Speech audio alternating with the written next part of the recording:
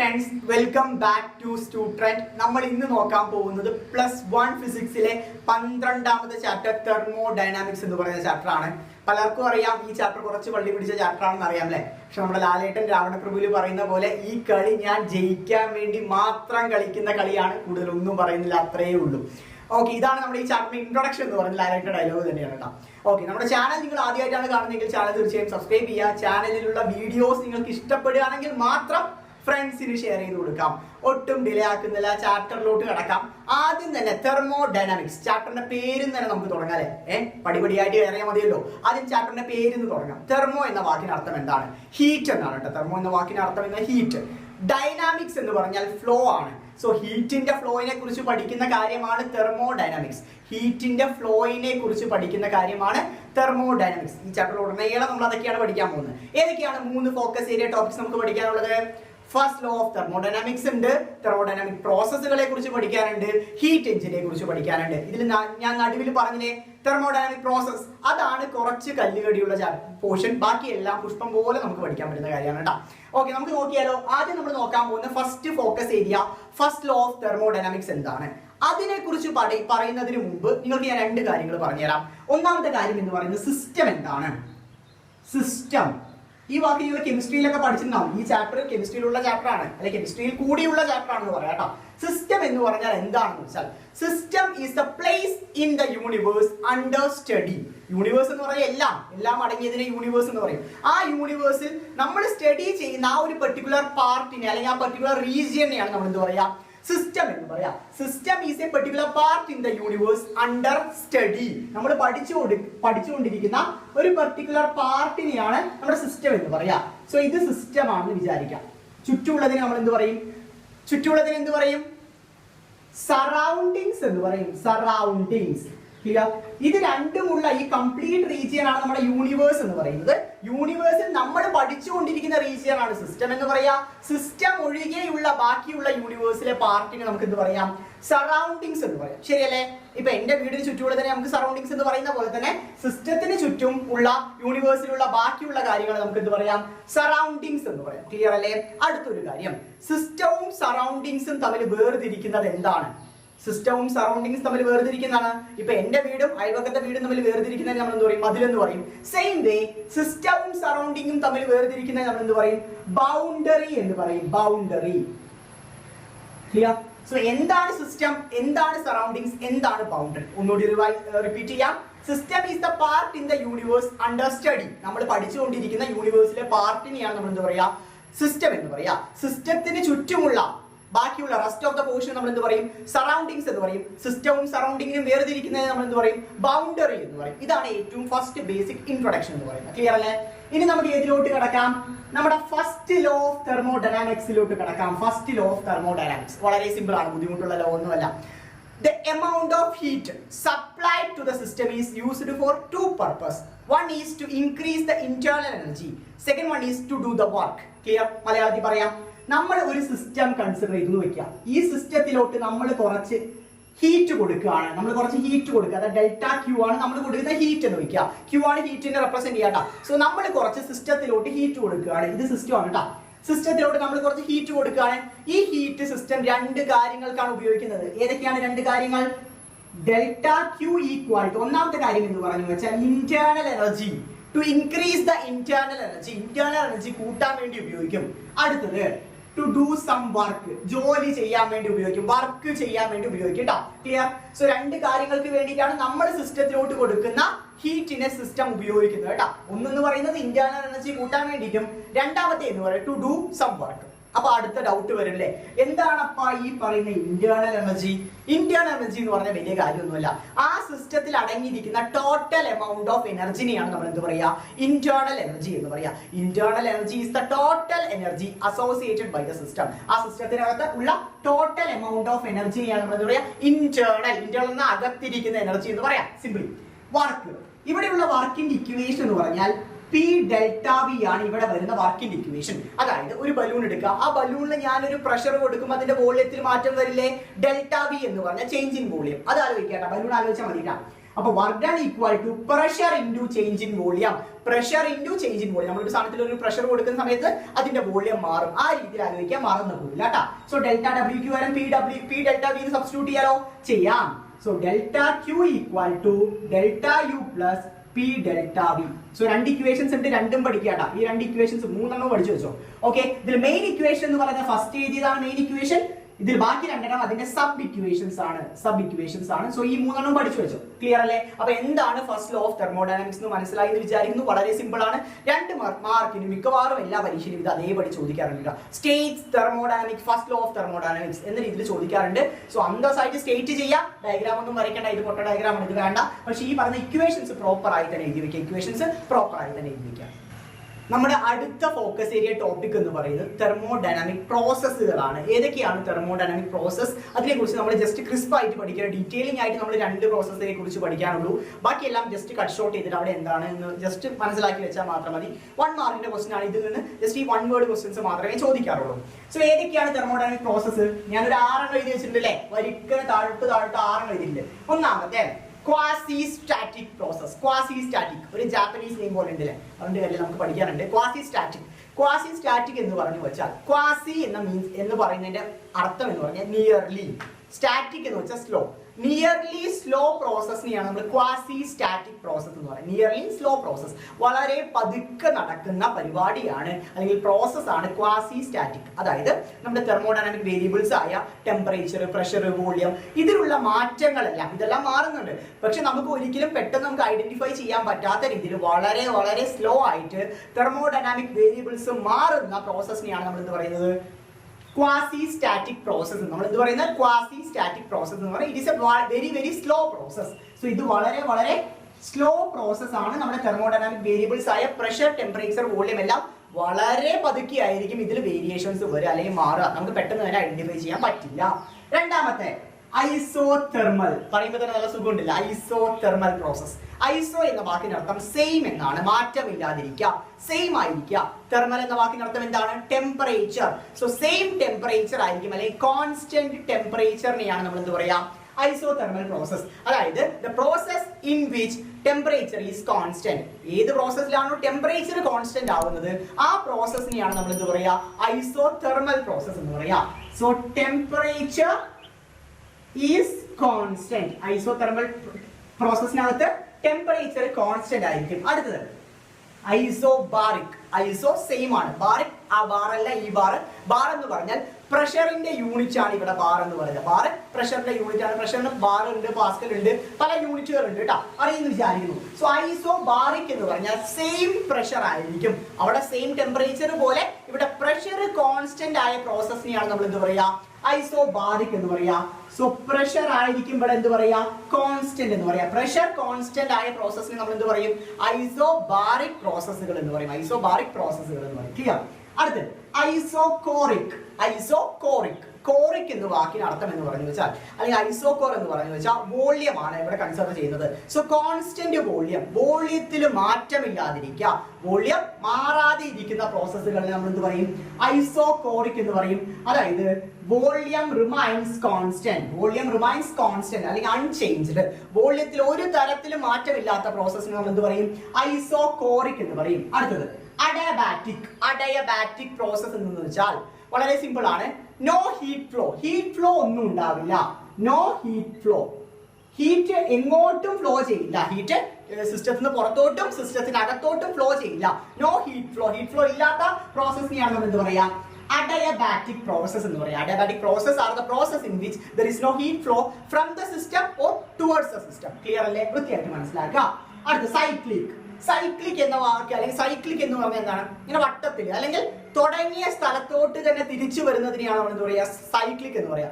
എവിടെ നിന്നാണോ നമ്മുടെ പരിപാടി തുടങ്ങിയത് അങ്ങോട്ട് തന്നെ തിരിച്ച് ഇനീഷ്യലി തന്നെ വരുന്നതിന് അല്ലെങ്കിൽ ഫൈനലി തന്നെ വരുന്നതിന് നമ്മൾ എന്ത് പറയും? സൈക്ലിക് എന്ന് പറയും. അതേ കാര്യം തന്നെ ഇവിടെ പ്രോസസ്സിലും പറയാം. സൈക്ലിക് പ്രോസസ് എന്ന് പറഞ്ഞാൽ ഇപ്പോൾ ഒരു സിസ്റ്റത്തില് ടെമ്പറേച്ചറിലും അല്ലെങ്കിൽ തെർമോഡൈനാമിക് പാരാമീറ്റേഴ്സിൽ മാറ്റങ്ങൾ വന്നിട്ട് വേറൊരു സ്റ്റേറ്റിലോട്ട് പോയി കഴിഞ്ഞാൽ വീണ്ടും അത് പഴയപടി തന്നെ വരുന്നതിനെ അല്ലെങ്കിൽ ഇനീഷ്യൽ സ്റ്റേറ്റിലോട്ട് തന്നെ വരുന്ന പ്രോസസ്സുകളെയാണ് നമ്മൾ എന്ത് പറയാം? സൈക്ലിക് പ്രോസസ് എന്ന് പറയാം. അതായത് തെർമോഡൈനാമിക് വേരിയബിൾസിൽ മാറ്റം വന്നതിന് ശേഷം വീണ്ടും അതിന്റെ ഒറിജിനൽ സ്റ്റേറ്റിലോട്ട് തന്നെ വരുന്ന പ്രോസസ്സുകളെ നമുക്ക് എന്ത് പറയാം? സൈക്ലിക് പ്രോസസ് എന്ന് പറയാം. സോ എന്ത് പറയാം? സൈക്ലിക് മീൻസ് എങ്ങനെ അതിനെ വേറെ എന്തെങ്കിലും സിമ്പിൾ ആയിട്ട് എഴുതണം എന്ന് പറയാം. നമുക്ക് എന്ത് പറയാം? Returns to original state. അതിന്റെ ഒറിജിനൽ സ്റ്റേറ്റിലോട്ട് തന്നെ തിരിച്ചു വരുന്ന ഒരു പ്രോസസ്സിനെയാണ് നമ്മൾ എന്ത് പറയാ? സൈക്ലിക് പ്രോസസ് എന്ന് പറയാം. അതിനെയാണ് നമ്മൾ സൈക്ലിക് പ്രോസസ് എന്ന് പറയാം. സൈക്ലിക് പ്രോസസ്സിൽ ഒരു ഡയഗ്രാം ഒക്കെ ഉണ്ട്. ഏകദേശം ഇങ്ങനെ ഒരു കർവ് ഒക്കെ വരുന്ന പോലെ ജസ്റ്റ് നമുക്കൊരു ഡയഗ്രാം ഒക്കെ പഠിക്കാറുണ്ട്. PV പ്രഷറും വോളിയം നമ്മുടെ XY ആക്സിസ് ആയിട്ട് ഇങ്ങനെ ഒരു ഡയഗ്രാം ഉണ്ട്. പക്ഷെ അത്രയ്ക്ക് ഇമ്പോർട്ടന്റ് അല്ല. ജസ്റ്റ് ഒരു 1 മാർക്കിനൊക്കെ ചോദിക്കാറുള്ളൂ. സോ അധികം ഡീറ്റെയിൽ ആയിട്ട് പഠിക്കേണ്ട ആവശ്യം വരുന്നില്ല. ടച്ച് ചെയ്യാം. സോ ഈ പറയുന്ന പ്രോസസ്സുകൾ എന്തിനൊക്കെയാണ് അല്ലെങ്കിൽ എന്താണ് അത് വെച്ച് ഉദ്ദേശിക്കുന്നുള്ള കാര്യം 1 വേർഡ് ആയിട്ട് മനസ്സിലാക്കി വെക്കുക. ഡീറ്റെയിൽഡ് ആയിട്ടുള്ള കാര്യങ്ങൾ നിങ്ങൾക്ക് അധികം വരുന്നില്ല കേട്ടോ. ഓക്കെ, നമുക്ക് നമ്മുടെ അടുത്ത നെക്സ്റ്റ് ഫോക്കസ് ഏരിയ ടോപ്പിക്കിലോട്ട് കിടക്കാം. നെക്സ്റ്റ് ഫോക്കസ് ഏരിയ ടോപ്പിക് അല്ല, ഈ തെർമോഡൈനാമിക് പ്രോസസ്സിലുള്ള അടുത്തൊരു സബ് ടോപ്പിക് എന്ന് വേണമെങ്കിൽ വിചാരിക്കാം. അതായത് work done by isothermal process. Isothermal പ്രോസസ്സിൽ നടക്കുന്ന വർക്ക് എന്താണ് എന്നതാണ് നമ്മൾ നോക്കാൻ പോകുന്നത് കേട്ടോ. അപ്പൊ എന്താണ് ഐസോതെർമൽ പ്രോസസ്? നമ്മൾ ഓൾറെഡി നോക്കി. എന്തായിരുന്നു? കോൺസ്റ്റന്റ് ടെമ്പറേച്ചർ ഉള്ള പ്രോസസ്സിനെയാണ് നമ്മൾ എന്ത് പറയുന്നത്? Isothermal process. ഇതൊരു ഡെറിവേഷൻ ആണ്. പൊതുവെ പലരും ഇത് ഭയങ്കര ബുദ്ധിമുട്ടാണെന്നൊക്കെ പറയും. പക്ഷെ അത്രയ്ക്ക് ബുദ്ധിമുട്ടൊന്നുമല്ല, നമുക്ക് വളരെ എളുപ്പത്തിൽ പഠിക്കാൻ പറ്റുന്നതാണ് കേട്ടോ. പഠിപ്പിച്ചു തരാം. Okay, so work done by isothermal process. നമുക്കറിയാം PV equal to nRT എന്ന് പറഞ്ഞ ഇക്വേഷൻ നിങ്ങൾക്ക് അറിയോ? ഐഡിയൽ ഗ്യാസ് ഇക്വേഷൻ നിങ്ങൾക്ക് അറിയാലോ? അറിയുമെന്ന് വിചാരിക്കുന്നു.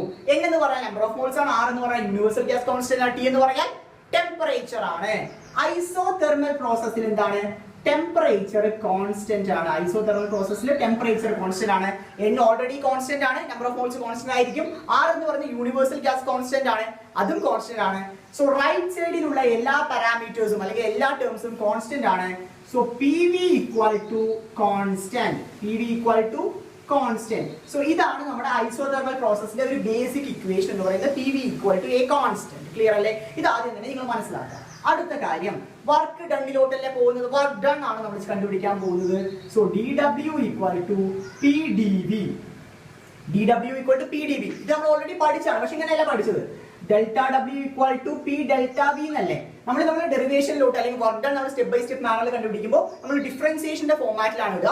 So DW equal to PdV എന്ന രീതിയിൽ എഴുതും. PdV. ഓക്കെ, നമുക്ക് W ആണ് കണ്ടുപിടിക്കുന്നത്. അപ്പൊ നമ്മൾ എന്താണ് ചെയ്യുക?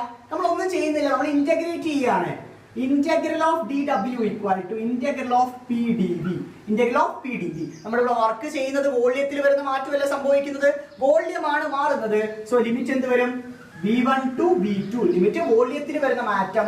V1 എന്ന് പറഞ്ഞാൽ ഇനീഷ്യൽ വോള്യം, തുടക്കത്തിൽ അതിന് എത്ര വോള്യം ഉണ്ട് അതിനെയാണ് നമ്മൾ എന്ത് പറയാ? V1 എന്ന് പറയാ. V2 എന്ന് പറഞ്ഞാൽ എത്ര വോള്യമായി മാറി അല്ലെങ്കിൽ വോള്യത്തിൽ വന്ന മാറ്റം, ചേഞ്ച് ഇൻ വോള്യം, അതാണ് V2 എന്ന് പറയുന്നത്. ക്ലിയർ അല്ലേ? So V1 to V2 PdV എന്ന് നമുക്ക് എഴുതാം. PdV എന്ന് എഴുതാൻ പറ്റും. ക്ലിയർ അല്ലേ? സോ നമുക്കറിയാം PV equal to nRT ആണ്. N നമ്മൾ 1 ആയിട്ട് അസ്യൂം ചെയ്യുക. N is assumed as 1. PV equal to nRT N നമ്മൾ എത്ര ആയിട്ട് എടുക്കണം? 1 ആയിട്ട് എടുക്കുകയാണ്. സോ PV equal to എന്ത് വരും? RT എന്ന് വരും. P equal to എന്ത് വരും? RT divided by V എന്ന് വരും. P equal to RT divided by V എന്ന് വരില്ലേ? വൃത്തിയായിട്ട് മനസ്സിലാക്കുക. PV equal to nRT യിലെ N ന്റെ വാല്യൂ നമ്മൾ 1 ആയിട്ട് അസ്യൂം ചെയ്യുകയാണ്. So PV equal to RT എന്ന് വരും. P equal to RT divided by V എന്ന് വരും. RT divided by V എന്ന് വരും. ക്ലിയർ അല്ലേ? സോ നമുക്ക് എന്ത് സബ്സ്റ്റിറ്റ്യൂട്ട് ചെയ്യാം? P ക്ക് പകരം RT divided by V എന്ന് സബ്സ്റ്റിറ്റ്യൂട്ട് ചെയ്യാം. DW equal to integral V1 to V2. P ക്ക് പകരം RT divided by V dV. RT divided by V dV എന്ന രീതിയിൽ വരും. ക്ലിയർ അല്ലേ? വൃത്തിയായിട്ട് മനസ്സിലാക്കാം. ഇന്റഗ്രൽ ഓഫ് DW എന്താണ്? DW നെ ഇന്റഗ്രേറ്റ് ചെയ്ത് നമുക്ക് എന്താണ് കിട്ടുക? W ആണ് കിട്ടുക. DW നെ ഇന്റഗ്രേറ്റ് ചെയ്ത് നമുക്ക് എന്താണ് കിട്ടുക? W ആണ് കിട്ടുക. കാരണം ഡിഫറൻസിയേഷൻ ഇന്റഗ്രലും കൂടി ആയി കഴിഞ്ഞാൽ ലാസ്റ്റ് W മാത്രമേ കിട്ടുക. വൃത്തിയായിട്ട് മനസ്സിലാക്കാം. RT എന്ന് പറയുന്നത് കോൺസ്റ്റന്റ് ആണ്. ഇന്റഗ്രലിന് പുറത്തിടാം. സോ RT നെ പുറത്തിട്ടു. Integral of V1 to V2 1 by V dV. Integral of V1 to V2 1 by V dV എന്ന രീതിയിൽ കിട്ടും. ക്ലിയർ അല്ലേ? മനസ്സിലായി എന്ന് വിചാരിക്കുന്നു. ഈ സാധനങ്ങൾ ഞാൻ വായിച്ചു കളയണം കേട്ടോ. സോ ബാക്കിയുള്ള സ്റ്റെപ്പിലോട്ട് കിടക്കുകയാണ്. 1 by V dV. Integral of 1 by V എന്താണ്? Integral of 1 by V dV എന്ന് പറഞ്ഞാൽ അല്ലെങ്കിൽ integral of 1 by x dx എന്ന് പറഞ്ഞു വെച്ചാൽ log x ആണ് വരുന്നത്. log x ആണ് വരിക കേട്ടോ. log x ആണ് വരിക. സോ ഇവിടെ എന്ത് വരും? W equal to RT into W equal to RT into log of എന്ത് വരും? V എന്ന് വരും. log V എന്ന് വരും. log V എന്ന് വരും. ക്ലിയർ അല്ലേ? ലോഗിന്റെ സഫിക്സിൽ E ആണ് കേട്ടോ വരിക. ലോഗിന്റെ സഫിക്സിൽ E ആണ് വരിക. സോ log V എന്ന രീതിയിൽ വരും കേട്ടോ. നമ്മുടെ ലിമിറ്റ് എന്താണ്? V1 V2 ആണ് നമ്മുടെ ലിമിറ്റ് എന്ന് പറയുന്നത്. സോ ലിമിറ്റ് നമ്മൾ സബ്സ്റ്റിറ്റ്യൂട്ട് ചെയ്യണം. നെക്സ്റ്റ് സ്റ്റെപ്പിൽ ലിമിറ്റ് സബ്സ്റ്റിറ്റ്യൂട്ട് ചെയ്യാൻ പോവാണ് കേട്ടോ. So W equal to RT into ആദ്യം അപ്പർ ലിമിറ്റ് സബ്സ്റ്റിറ്റ്യൂട്ട് ചെയ്യാം. So log V2 minus log V1 എഴുതാം. log V2 minus log V1. അടുത്തത് നിങ്ങൾക്ക് അറിയേണ്ട ഫോർമുല എന്ന് പറയുന്നത് log of A minus log B എന്ന് പറഞ്ഞാൽ log A minus log B എന്ന് പറഞ്ഞാൽ എന്താണ്? log of A by B ആണ്. log of A by B ആണ്. ക്ലിയർ അല്ലേ? log A minus log B എന്ന് പറഞ്ഞാൽ log of A by B ആണ്. അങ്ങനെയാണെങ്കിൽ log of V2 minus log V1 എങ്ങനെ എഴുതാം? W equal to RT into log of V2 by V1 എഴുതാം. log of V2 by V1 എഴുതാം. Suffix എത്രയാണ്? E ആണ്. സഫിക്സിൽ E ആണ് വരിക. ക്ലിയർ അല്ലേ? ഈ കാര്യം നിങ്ങൾക്ക് മനസ്സിലായി വിചാരിക്കുന്നു. നമ്മുടെ കോമൺ ആയിട്ട് നമ്മൾ കാൽക്കുലേറ്ററിൽ എഴുതുമ്പോൾ നമ്മുടെ കോമൺ ലോഗ് എന്ന് പറഞ്ഞാൽ സഫിക്സിൽ log 10 ആണ് വരിക. സഫിക്സിൽ നിങ്ങൾ ശ്രദ്ധിച്ചാൽ മനസ്സിലാവും. കാൽക്കുലേറ്റർ സയന്റിഫിക് കാൽക്കുലേറ്റർ നമ്മൾ വർക്ക്ഔട്ട് ചെയ്യുന്ന സമയത്ത് ലോഗിന്റെ സഫിക്സിൽ 10 ആണ് വരിക, E അല്ല വരിക. സോ നമ്മൾ അതിലോട്ട് കോമൺ ലോഗിലോട്ട് കൺവേർട്ട് ചെയ്യുന്നത് എങ്ങനെയാണെന്ന് വെച്ചാൽ W equal to 2.303 W equal to 2.303 into log 10 common ലോഗിലോട്ട് മാറ്റി V2 ഡിവൈഡഡ് ബൈ V1 എഴുതാം. V2 divided by V1. ഇതാണ് നമ്മുടെ final equation. Work done by isothermal process. വളരെ സിമ്പിൾ ഡെറിവേഷൻ അല്ലേ? വലിയ ബുദ്ധിമുട്ടൊന്നും ഇല്ല. ഇന്റഗ്രേഷൻ ആണെന്ന് പറഞ്ഞാൽ കൂടി നമുക്ക് എളുപ്പത്തിൽ ചെയ്യാൻ പറ്റുന്ന കാര്യമല്ലേ? വലിയ ബുദ്ധിമുട്ടില്ല. ഇവിടെയും ഇവിടെയൊക്കെ ചെറിയ ചെറിയ കാര്യങ്ങൾ മാത്രം ഓർക്കുക. ഈ പറയുന്ന log E-നെ കോമൺ log 10 മാറ്റാൻ വേണ്ടിയിട്ടാണ് 2.303 വെച്ച് നമ്മൾ എന്ത് ചെയ്തിരിക്കുന്നത്? ഗുണിച്ചിരിക്കുന്നത്. 2.303 വെച്ച് നമ്മൾ ഗുണിച്ചിരിക്കുന്നത്. അത്രയേ ഉള്ളൂ. സോ ഇതാണ് work done by isothermal process എന്ന് പറയുന്നത്. Work done by isothermal process വളരെ സിമ്പിൾ ആയിട്ട് നമ്മൾ കവർ ചെയ്യും. നമുക്ക് നമ്മുടെ അടുത്തൊരു ടോപ്പിക്കിലോട്ട് കിടക്കാം. അടുത്ത ടോപ്പിക് എന്ന് വെച്ചാൽ work done by adiabatic process. Adiabatic process മൂലം നടക്കുന്ന വർക്കിന്റെ ഇതേപോലെ ഐസോതെർമൽ പോലെ നമ്മൾ ഡിറൈവ് ചെയ്യാൻ പോവാണ്. പക്ഷെ അതിന് മുന്നോടിയായിട്ട് നിങ്ങൾക്ക് ഒരു കാര്യം അറിയണം. അവിടെ നമ്മൾ PV equal to a constant ആയിരുന്നു. ഇവിടെ എന്താ ഇക്വേഷൻ വരുന്നത് വെച്ചാൽ PV power of gamma equal to constant എന്നാണ് വരിക. PV power of gamma equal to constant. അവിടെ PV ഈക്വൽ ടു കോൺസ്റ്റന്റ് ആയിരുന്നു. ഇവിടെ PV power of gamma equal to constant ആണ്. അപ്പൊ നിങ്ങൾക്ക് തോന്നും എന്താണ് അപ്പൊ ഈ ഗാമ എന്താണെന്ന് തോന്നും അല്ലേ? Gamma equal to CP divided by CV ആണ്. Gamma equal to CP divided by CV. എന്താണ് CP? CP എന്ന് പറഞ്ഞാൽ molar specific heat capacity at constant pressure.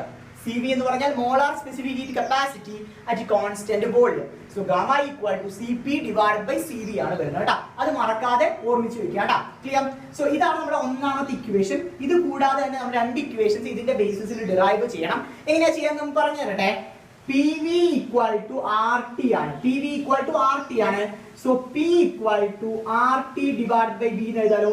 P equal to RT by V എന്ന് എഴുതാം. P ക്ക് വരെ സബ്സ്റ്റിറ്റ്യൂട്ട് ചെയ്യാലോ. RT divided by V into V power of gamma into V power of gamma. R already ഒരു constant ആണ്, consider ചെയ്യേണ്ട ആവശ്യമില്ല. T അതുപോലെ തന്നെ T into V power of -1. താഴെ ഡിനോമിനേറ്ററിലുള്ള മുകളിലോട്ട് പോകുമ്പോൾ V power of -1 ആയിരിക്കും. into V power of gamma equal to constant. into V power of gamma equal to constant. So T into V power of -1 into V power of gamma നമുക്ക് എങ്ങനെ എഴുതാം? V power of gamma minus 1 equal to constant. T into V power of gamma minus 1 equal to constant. Equation number 2. രണ്ടാമത്തെ equation derive ചെയ്തു. First equation, ഇത് second equation. അടുത്ത ഒന്നുകൂടി derive ചെയ്യണ്ടേ? Derive ചെയ്യണം. അതെങ്ങനെയാന്ന് വെച്ചാൽ നമുക്കറിയാം V equal to എന്ത് എഴുതാം? RT divided by P എന്ന് എഴുതാലോ. V equal to RT by P എഴുതാലോ. ഈ ഫസ്റ്റ് ഇക്വേഷൻ സബ്സ്റ്റിറ്റ്യൂട്ട് ചെയ്തേ. V ക്ക് പകരം P into RT divided by P whole power of gamma equal to constant എന്ന രീതിയിലല്ല വരുന്നത്. P into RT by P whole power of gamma equal to constant. ഈ second condition മറന്നേക്ക്. Second condition ഓർത്ത് വെച്ച് നിങ്ങൾ ആയി കൺഫ്യൂസ് ചെയ്യണ്ട. സെക്കൻഡ് കണ്ടീഷൻ അവിടെ മറന്നേക്ക്. തേർഡ് കണ്ടീഷൻ ആണ് നമ്മൾ നോക്കാൻ പോകുന്നത് കേട്ടോ. അതായത് ഒന്നുമില്ല, ഈ പറയുന്ന V ക്ക് പകരം നമ്മൾ RT by P സബ്സ്റ്റിറ്റ്യൂട്ട് ചെയ്യണം. V ക്ക് പകരം RT by P സബ്സ്റ്റിറ്റ്യൂട്ട് ചെയ്തു. ഇപ്പൊ പവറിൽ ഗാമ അതുപോലെ തന്നെ കിട്ടും. ക്ലിയർ? അതിനുശേഷം നെക്സ്റ്റ് സ്റ്റെപ്പ് നോക്കിക്കേ. ഈ P നെ ഞാൻ ന്യൂമറേറ്ററിൽ കൊണ്ടുപോട്ടെ. So P into T power of gamma P power of minus gamma. T power of gamma P power of minus gamma equal to constant. equal to constant എന്ന രീതിയിൽ എഴുതാം. ക്ലിയർ അല്ലേ? മനസ്സിലായി വിചാരിക്കുന്നു. P അതുപോലെ തന്നെ എഴുതി. T ന്റെ പവറിൽ ഗാമ ഉണ്ട്, അതുപോലെ തന്നെ എഴുതി. താഴെ ഡിനോമിനേറ്ററിലാണ് P ഉള്ളത്. സോ അത് ഞാൻ ന്യൂമറേറ്ററിൽ കൊണ്ടുവന്നു. So P power of minus gamma equal to a constant എന്ന് കിട്ടി. ക്ലിയർ അല്ലേ?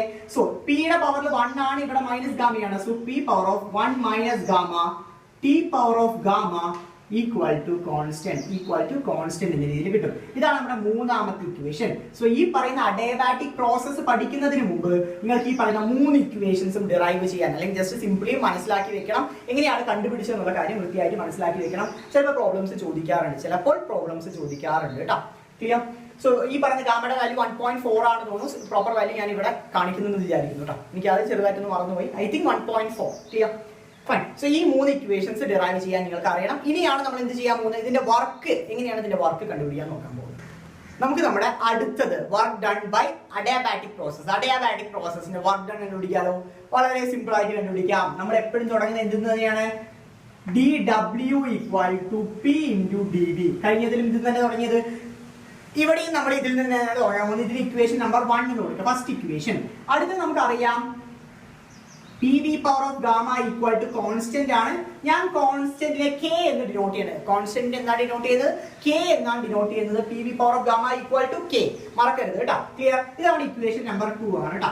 സോ ഫസ്റ്റ് ഇക്വേഷൻ നമുക്ക് എന്ത് ചെയ്യാം, ഇന്റഗ്രേറ്റ് ചെയ്യാം. So integral of D W equal to integral of P D V. Limit എത്രയാണ്, v1 to v2. Limit v1 to v2 നിങ്ങൾക്ക് അറിയുന്ന കാര്യമാണെന്ന് വിചാരിക്കുന്നു. നമുക്കറിയാം P V power of gamma equal to K ആണെങ്കിൽ പി ഈക്വൽ എന്ത് എഴുതാം, K by V power of gamma എന്ന് എഴുതാലോ. K divide by V power of gamma എന്ന് എഴുതാലോ, എഴുതാം. സോ പിക്ക് വരെ നമുക്ക് സബ്സ്റ്റിറ്റ്യൂട്ട് ചെയ്യാലോ, ചെയ്യാം. So dw equal to integral of v1 to v2. പിക്ക് വരെ എന്ത് എഴുതാം, K divide by V power of gamma into D V. K divide by V power of gamma into D V എന്ന രീതിയിൽ എഴുതാം. ഇന്റഗ്രൽ ഓഫ് dw ന്റെ value എത്രയാണ്, w, അതായത് വർക്ക് കിട്ടി. ക്ലിയർ അല്ലേ? ഇതിൽ k കോമൺ ആയിട്ട് പുറത്തെടുക്കാലോ. k ഞാൻ പുറത്തെടുത്തു. ഇന്റഗ്രൽ v1 to v2 ആണ് നമ്മുടെ ലിമിറ്റ് എന്ന് പറയുന്നത്. So 1 by v power of gamma dv. ഒന്നും ചെയ്തില്ല, ഇതിൽ നിന്ന് k പുറത്തെടുത്തു. ബാക്കി എല്ലാ ടേംസും അതുപോലെ തന്നെ. dw നെ ഇന്റഗ്രേറ്റ് ചെയ്തപ്പോൾ നമുക്ക് എന്ത് കിട്ടി, w എന്ന് കിട്ടി. dw നെ ഇന്റഗ്രേറ്റ് ചെയ്തപ്പോൾ നമുക്ക് എന്ത് കിട്ടി, w എന്ന് കിട്ടി. ബാക്കിയുള്ള സ്റ്റെപ്സ് നമുക്ക് ചെയ്താലോ, ബാക്കിയുള്ള സ്റ്റെപ്സ് ചെയ്യാം. ഈ പറയുന്ന v പവർ ഓഫ് ഗാമനെ ഞാൻ ന്യൂമറേറ്ററിൽ കൊണ്ടുവരാണ് കേട്ടോ. So W equal to K into integral V1 to V2 V power of minus gamma dV. V power of minus gamma dV ഒന്നുമില്ല, താഴെയുള്ള V power of gamma ഞാൻ ന്യൂമറേറ്ററിൽ കൊണ്ടുവരികയാണ്. സോ അതുകൊണ്ട് തന്നെ മൈനസ് ഗാമ എന്നാവും, വേറെ ഒരു മാറ്റവും ഇല്ല. ഇനി നമുക്ക് ഇന്റഗ്രേറ്റ് ചെയ്യാൻ അറിയണില്ല. ജസ്റ്റ് സിമ്പിൾ സ്റ്റെപ്പ് പറഞ്ഞാൽ integral of x square dx ആണ് നമ്മൾ എന്താണ് ചെയ്യുക, ഇന്റഗ്രേറ്റ് ചെയ്യുന്നതെന്ന് പറഞ്ഞുതരാം. x square plus 1 divided by 2 plus 1. x power of 2 plus 1 divided by 2 plus 1. ഇങ്ങനെയാണ് നമ്മൾ ഇന്റഗ്രേറ്റ് ചെയ്യുക. വൃത്തിയായിട്ട് മനസ്സിലാക്കുക. ഇപ്പൊ ഏതാണോ പവറിലുള്ളത് അതിന്റെ കൂടെ +1 ചെയ്യും, ഡിനോമിനേറ്ററിൽ പവർ മാത്രം എടുത്തെഴുതും. ക്ലിയർ അല്ലേ? സോ അങ്ങനെയാണെങ്കിൽ ഈ പറയുന്ന ഇക്വേഷൻ നമുക്ക് എങ്ങനെ ഇന്റഗ്രേറ്റ് ചെയ്യാം, w equal to k into v power of minus gamma plus 1 divided by minus gamma plus 1. Limit എത്രയാണ്, v1 to v2 ആണ് നമ്മുടെ ലിമിറ്റ്. ക്ലിയർ ആയിട്ട് വൃത്തിയായിട്ട് കൺസെപ്റ്റ് മനസ്സിലാക്കാട്ടോ. വൃത്തിയായിട്ട് വളരെ ക്ലിയർ ആയിട്ട് തന്നെ കൺസെപ്റ്റ് നമ്മൾ ഇവിടെ മനസ്സിലാക്കിയിരിക്കണം. Clear? So w equal to ഈ പറയുന്ന മൈനസ് ഗാമ പ്ലസ് 1 ഞാൻ കോൺസ്റ്റന്റ് ആയിട്ട് പുറത്തെടുക്കുകയാണ്. So k divided by minus gamma plus 1 എങ്ങനെ എഴുതാം, 1 മൈനസ് ഗാമ എന്ന് എഴുതാം. Minus gamma plus 1 1 minus gamma എന്ന് എഴുതാം. ബാക്കി എന്താണുള്ളത്, v പവർ ഓഫ് 1 മൈനസ് ഗാമയാണ്. Minus gamma plus 1 1 minus gamma എന്ന് എഴുതി. ക്ലിയർ അല്ലേ? ലിമിറ്റ് എത്രയാണ്, v1 to v2 ആണ് നമ്മുടെ ലിമിറ്റ്. v1 to v2 ആണ് നമ്മുടെ ലിമിറ്റ്. ഇനി നമുക്ക് ലിമിറ്റ് സബ്സ്റ്റിറ്റ്യൂട്ട് ചെയ്ത് നോക്കിയാലോ. ലിമിറ്റ് സബ്സ്റ്റിറ്റ്യൂട്ട് ചെയ്യാം. w equal to k divided by 1 minus gamma. r അല്ല ഗാമയാണ് കേട്ടോ. ഓക്കെ, സോ എന്താണ് അതിന്റെ upper limit, v2 power of 1 minus gamma minus v1 power of 1 minus gamma. v1 power of 1 minus gamma. ഇതുവരെ നിങ്ങൾക്ക് മനസ്സിലായി എന്ന് വിചാരിക്കും. ഇതുവരെ വളരെ സിമ്പിൾ ആണ്, നിങ്ങൾക്ക് മനസ്സിലായി. ഇതിന് ഇക്വേഷൻ നമ്പർ നമുക്ക് എത്ര കൊടുക്കാം, 3 എന്ന് കൊടുക്കാവേ. അടുത്ത സ്റ്റെപ്പിൽ ഞാൻ എന്താ ചെയ്യാൻ പോകുന്നത് വെച്ചാൽ ഈ പറയുന്ന കേനെ നമുക്ക് വേണമെങ്കിൽ ഉള്ളിലോട്ട് തന്നെ മൾട്ടിപ്ലൈ ചെയ്യാം. കാരണം പുറത്ത് നിന്ന് സബ്സ്റ്റിറ്റ്യൂട്ട് ചെയ്താൽ ചിലപ്പോൾ നിങ്ങൾക്ക് മനസ്സിലാവണമെന്നില്ല. അതുകൊണ്ട് ഞാൻ എന്ത് ചെയ്യാൻ പോകുന്നത് വെച്ചാൽ അകത്തോട്ട് തന്നെ മൾട്ടിപ്ലൈ ചെയ്യണം കേട്ടോ. So w equal to 1 divide by 1 minus gamma into K അകത്തോട്ട് ഇടണം കേട്ടോ. k into v2 power of 1 minus gamma minus k into v1 power of 1 minus gamma. k നെ ഞാൻ പുറത്തുള്ള k നെ വീണ്ടും അകത്തിട്ടു, കാരണം സബ്സ്റ്റിറ്റ്യൂഷൻ നിങ്ങൾക്ക് മനസ്സിലാവാൻ വേണ്ടി. ടെക്സ്റ്റ് ബുക്കിൽ പുറത്ത് വെച്ചിട്ട് തന്നെ ചെയ്തിരിക്കുന്നത്, പക്ഷെ നിങ്ങൾക്ക് ചിലപ്പോൾ മനസ്സിലാവണമെന്നില്ല. Okay, so equal to 1 divide by 1 minus gamma into k യുടെ വാല്യൂ എന്തായിരുന്നു, k P V power of gamma equal to K അല്ലേ? P V power of gamma equal to K ആണ്. V2 ന്റെ ടേമിൽ എഴുതുന്നത്, V2 ന്റെ അടുത്ത് എഴുതുന്നത് നമുക്ക് എങ്ങനെ എഴുതാം? P2 V2 power of gamma into V2 power of 1 minus gamma. Clear അല്ലേ? വൃത്തിയായിട്ട് മനസ്സിലാക്കുക. അതായത് കെക്ക് രണ്ട് വാല്യൂസ് ഉണ്ട്, ഞാൻ പറഞ്ഞുതരാം. K ഈക്വൽ ടു വേണമെങ്കിൽ നമുക്ക് P2 V2 power of gamma എഴുതാം, അല്ലെങ്കിൽ P1 V1 power of gamma എന്ന് എഴുതാം. അത് നമ്മൾ ഏതിനടുത്താണോ K വരുന്നത്, അതായത് ഏത് കണ്ടീഷനിലാണോ വരുന്നത് അതിനനുസരിച്ച് സബ്സ്റ്റിറ്റ്യൂട്ട് ചെയ്യാം. സോ ഇവിടെ V2 ന്റെ കൂടെ ആയത് കാരണം P2 V2 power of gamma എന്ന് എഴുതി, മൈനസ് രണ്ടാമത്തെ P1 V1 power of gamma into V1 power of 1 minus gamma.